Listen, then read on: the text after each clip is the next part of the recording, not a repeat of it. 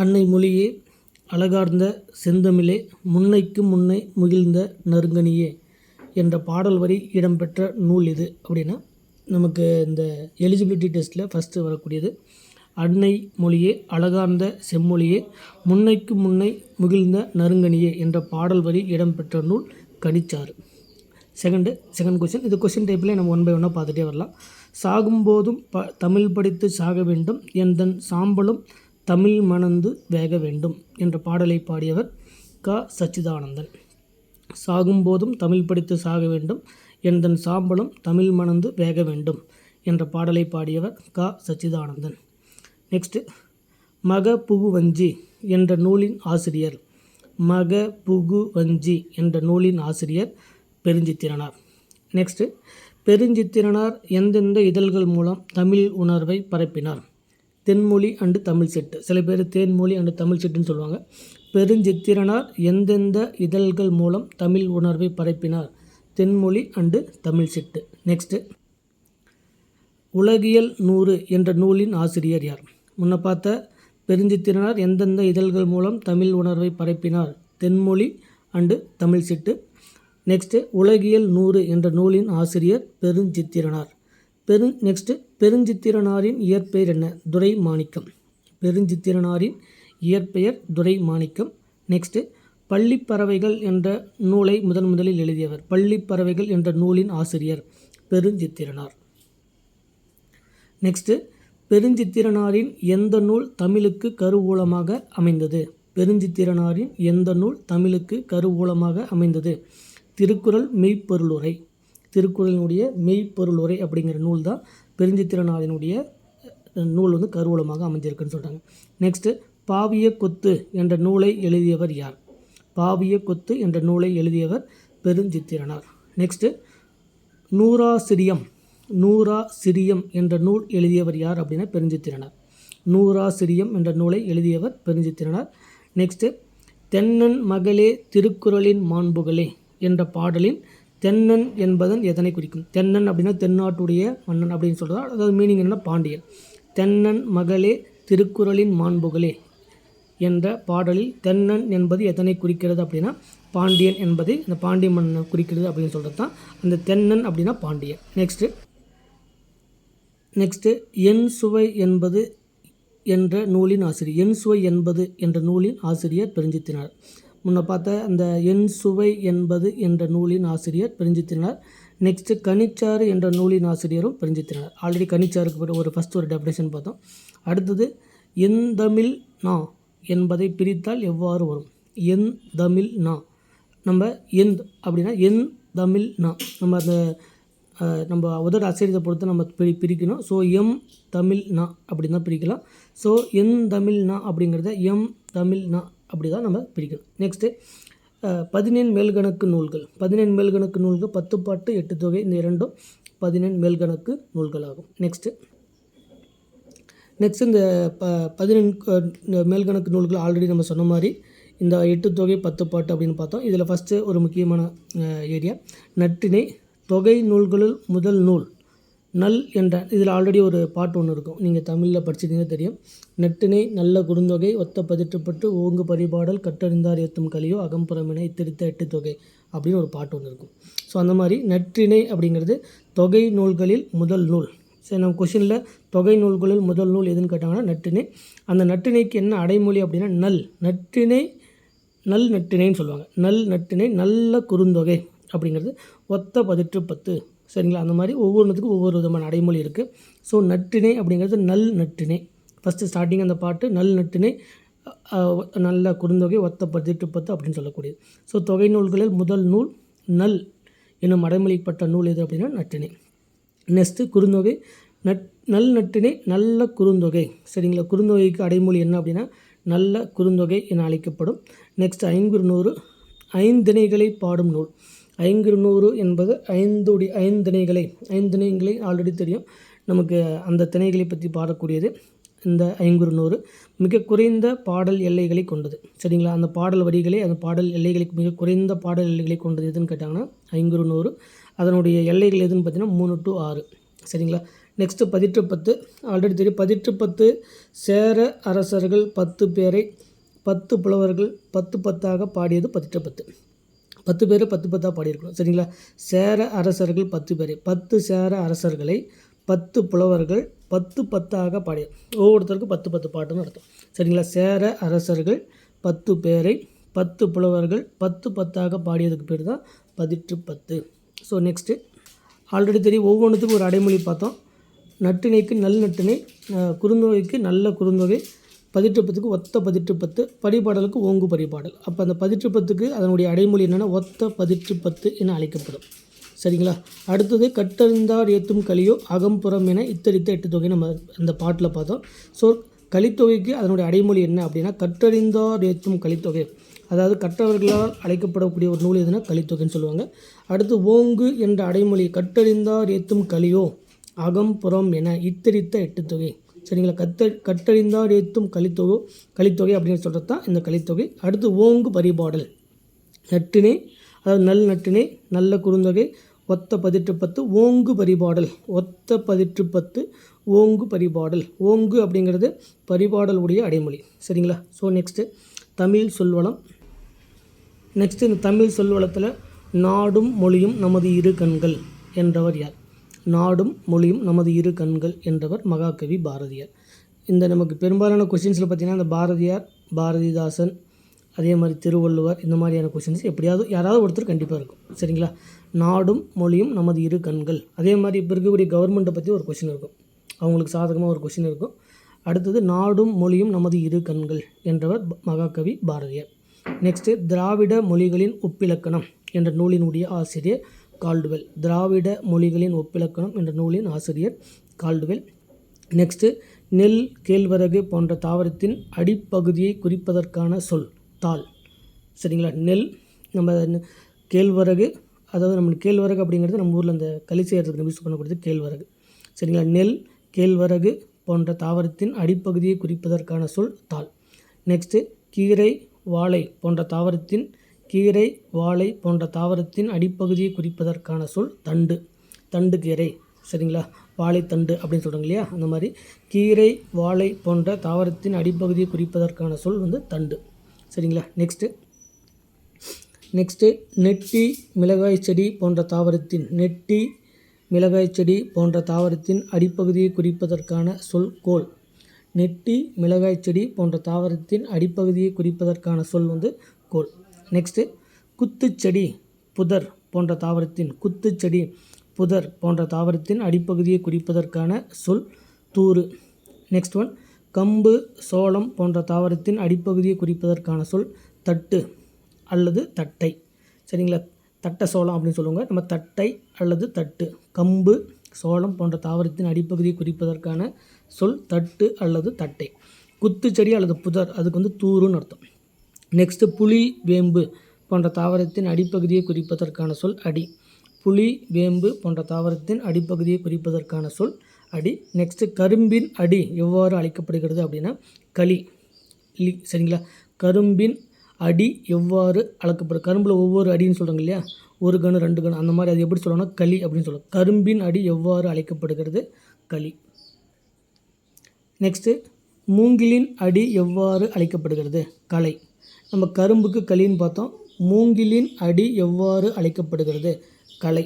Next களைனா களை. சரிங்களா. அடிமரத்தினின்றும் பிரியும் மாபெரும் கிளை எவ்வாறு, அடிமரத்திலிருந்து பிரியக்கூடிய மாபெரும் கிளை எவ்வாறு அழைக்கப்படுகிறது அப்படின்னா கவை. இதில் தான் நம்ம அந்த இது செய்வோங்க. கவைனா நம்ம அந்த வில்லம்பு இது செய்கிறதுக்கு இந்த காக்கா குருவியில் அடிக்கிறதுக்கு யூஸ் பண்ணக்கூடிய அந்த கவை.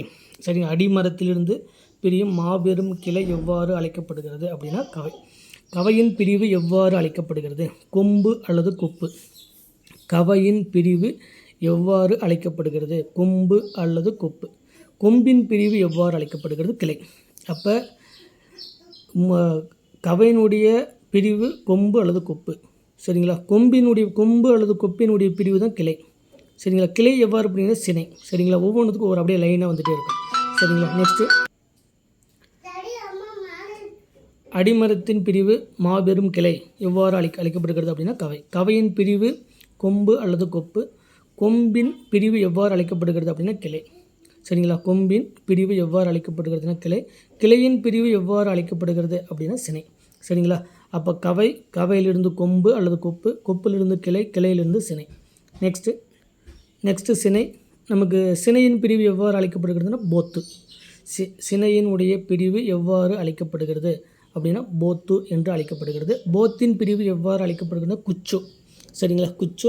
போத்தினுடைய பிரிவு எவ்வாறு அழைக்கப்படுகிறது அப்படின்னா குச்சு. குச்சியினுடைய பிரிவு எவ்வாறு அழைக்கப்படுகிறது அப்படின்னா இணுக்கு.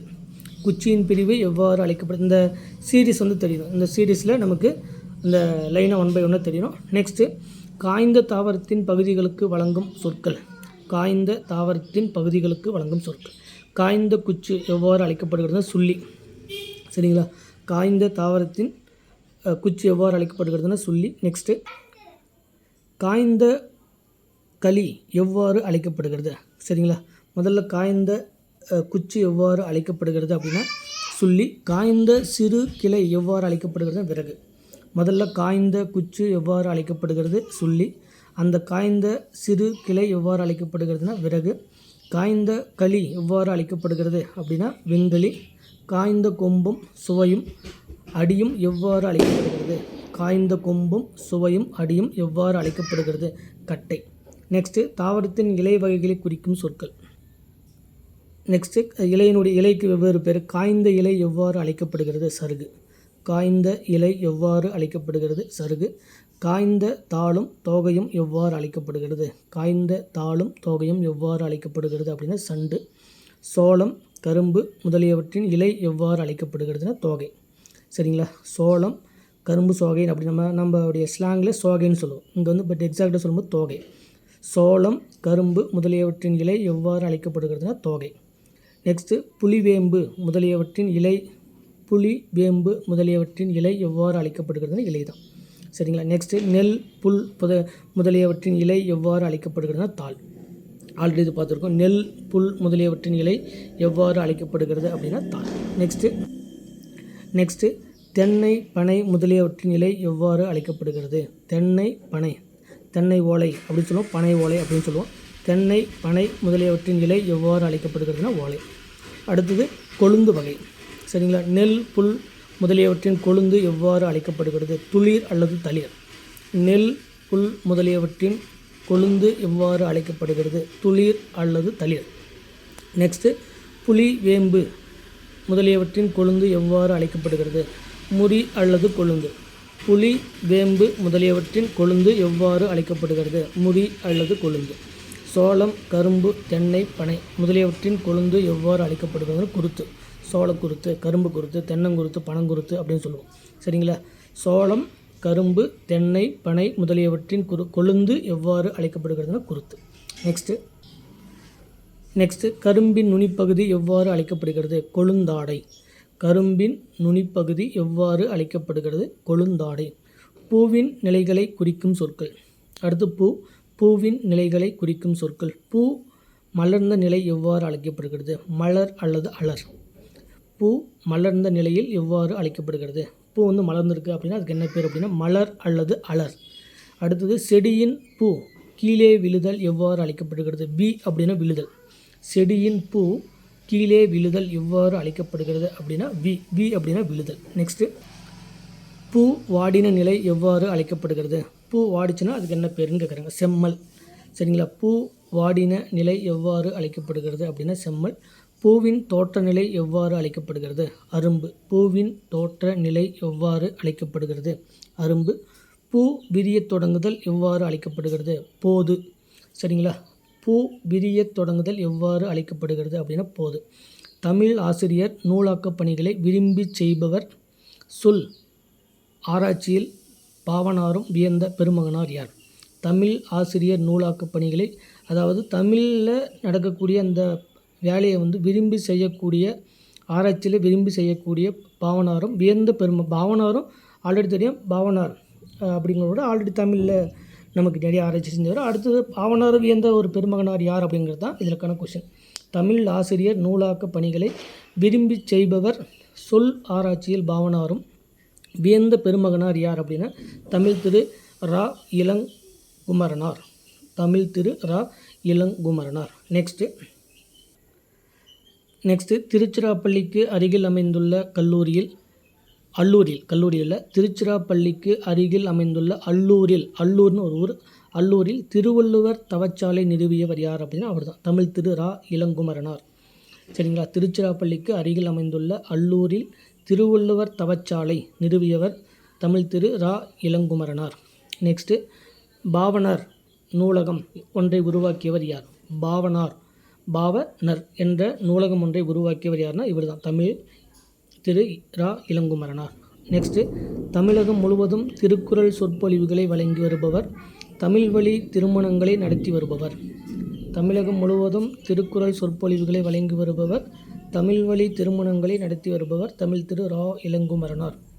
விழிகளை இழக்க நேரிட்டால் கூட தாய் தமிழனை இழந்துவிடக்கூடாது என்று எண்ணியவர் யார்? விழிகளை இழக்க நேரிட்டால் கூட தாய் தமிழனை இழந்துவிடக்கூடாது என்று எண்ணியவர் அவர் தான், தமிழ் திரு ரா. இளங்குமரனார்.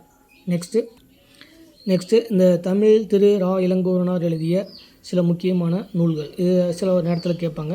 தமிழ் திரு ரா. இளங்குமரனார் எழுதிய நூல்கள்: இலக்கண வரலாறு, தனித்தமிழ் இயக்கம், தமிழ் இசை இயக்கம், பாவனார் வரலாறு. ஏன்னா பாவனார் தான் இவரை புகழ்ந்தார். ஸோ அவருக்கு ஒரு வரலாறு எழுதிட்டார். சரிங்களா. இலக்கண வரலாறு, தனித்தமிழ் இயக்கம், தமிழிசை இயக்கம், பாவனார் வரலாறு, குண்டலகேசி உரை, யாப்பெருங்கழகம் உரை. சரிங்களா. யாப்பெருங்கழகம் உரை. சரிங்களா. இன்னும் ஒரு சில நூலாக இருக்குது. பட் ரொம்ப முக்கியமான நூல் மட்டும் பார்க்கலாம். ரா. இளங்குமரனார் எழுதிய நூல்கள்: இலக்கண வரலாறு, தனித்தமிழ் இயக்கம், தமிழிசை இயக்கம், பாவனார் வரலாறு, குண்டலகேசி உரை, யாப்பெருங்கழகம் உரை. நெக்ஸ்ட் முக்கியமான நூல்கள் இந்த தமிழ் இளங்குமரனார் எழுதிய நூல்கள்: புறத்திருட்டு உரை, திருக்குறள் தமிழ்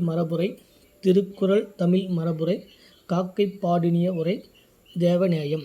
இதெல்லாமே இந்த தமிழ் இளங்குமரனார் எழுதிய நூல்கள். அடுத்தது இமைகளை மூடியபடி எழுதும் ஆற்றலை பெற்றவர் யார்? சரிங்களா. தமிழ் தென்றல் சொல்லக்கூடிய திருவிக்கா. இமைகளை மூடியபடி எழுதும் ஆற்றலை பெற்றவர் யார் அப்படின்னா தமிழ் தென்றல் திருவிக்கா. நெக்ஸ்ட்டு திருவிக்கா போல் இமைகளை மூடியபடி எழுதும் ஆற்றலை கற்றுக்கொண்டவர் யாருன்னா தமிழ் திரு ரா. இளங்குமரனார். எப்படி இமைகளை மூடியபடி எழுதும் ஆற்றலை பெற்றவர் யாருன்னு கேட்டாங்கன்னா தமிழ் தென்றல் திருவிக்கா. அந்த மாதிரி திருவிக்கா போல் இமைகளை மூடியபடி எழுதும் ஆற்றலை கற்றுக்கொண்டவர் தமிழ் திரு ரா. இளங்குமரனார். நெக்ஸ்ட்டு தாவரத்தின் பிஞ்சுகளுக்கு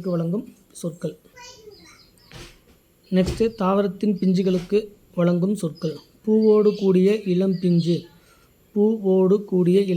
எவ்வாறு அழைக்கப்படுகிறதுனா பூம்பிஞ்சு. சரிங்களா. பூவோடு கூடிய இளம்பிஞ்சு எவ்வாறு அழைக்கப்படுகிறது? பூம்பிஞ்சு.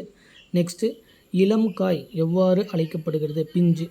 இளம் காய் எவ்வாறு அழைக்கப்படுகிறது அப்படின்னா பிஞ்சு. மாம்பிஞ்சு எவ்வாறு அழைக்கப்படுகிறது? வடு. மாவடுன்னு சொல்லுவாங்க. சரிங்களா. மாம்பிஞ்சு எவ்வாறு அழைக்கப்படுகிறது? ஜென்ரலாகவே மாவுக்கு மாவடு அப்படின்னு சொல்லுவாங்க. மாவுடைய பிஞ்சு மாவடு. பலாப்பிஞ்சு பலாமூசு அப்படின்னு சொல்லுவாங்க. பலாப்பிஞ்சு எவ்வாறு அழைக்கப்படுகிறதுனா பலாமூசு.